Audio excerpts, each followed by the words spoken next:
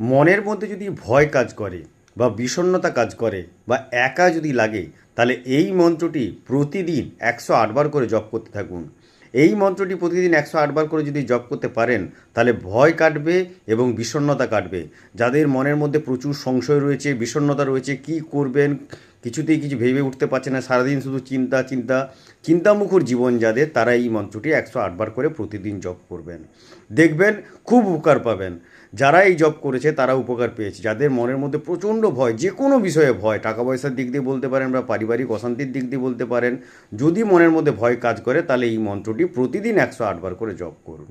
প্রতিদিন করবেন, 108 বার করে জপ করুন। দেখবেন মনের মধ্যে ভয় কাটবে এবং বিষণ্ণতা থেকে মুক্তি পাবেন এবং একটি মনের মধ্যে সাহস তৈরি হবে, নতুন কাজের সুযোগও পাবেন এই মন্ত্রটি জপ করতে পারেন।